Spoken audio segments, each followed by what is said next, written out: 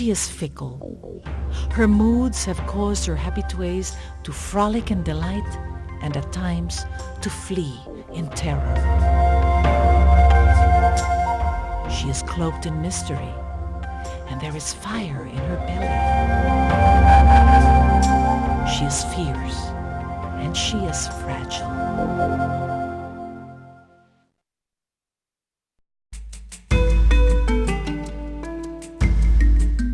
Described in many guidebooks as a one-of-a-kind lake within an island, within a lake, within an island, Taal Lake also happens to cradle the world's smallest active volcano.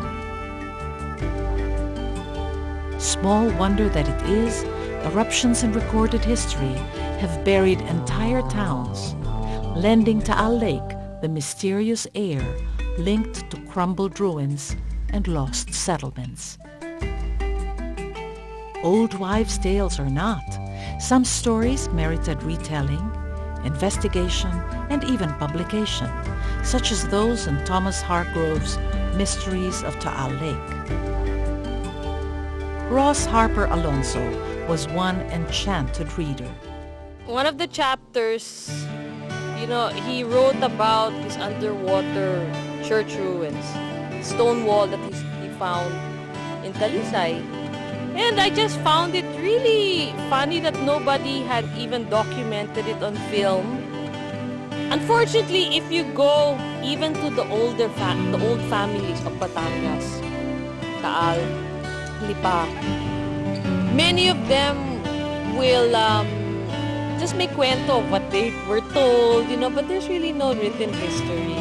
Nothing substantial. It becomes like a wild goose chase nga when they say, do you know where this ruins? Oh yeah, it's over there, it's over there. And that's 2 days of over there's, dun, dyan.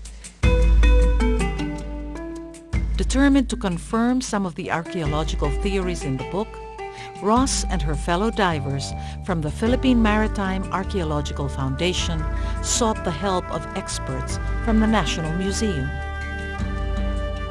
Underwater Archaeology Director Dr. Bong Dizon confirmed that these structures, Taal's purported Atlantis, were in fact natural formations.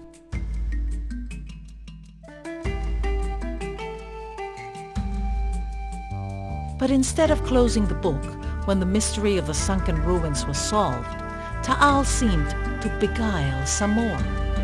We started noticing after every dive, that we were itching for days.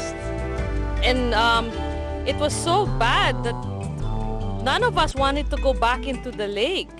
We were going around the lake and we noticed, the basura that was accumulating along the shores.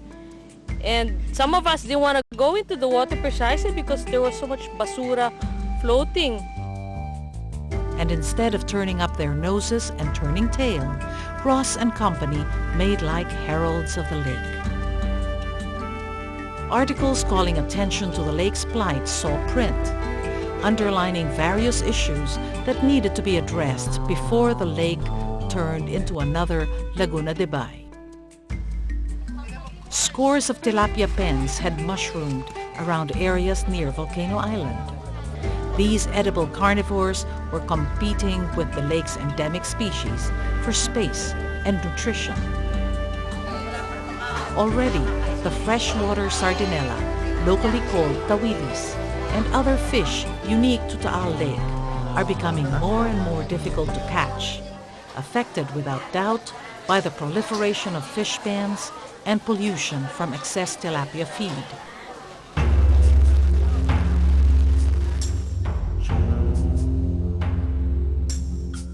The articles also featured stone ruins above ground in Barangay Santa Teresita.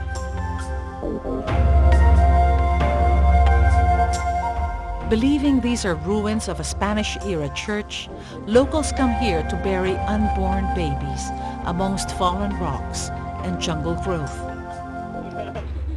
However, the team from the National Museum concur that the ruins are that of a fort rather than a church. Architectural features, including a possible gunpowder room, make this theory more plausible. Ceramic shards and other period artifacts have been found on land and in water, leading to further speculations that early settlements may have thrived on stilts above the water or along the shorelines. To find out for sure, Ross Harper Alonso and her colleagues from the Philippine Maritime Archaeological Foundation are seeking the assistance of the local government and owners of the land to preserve the site for archaeological excavation and research.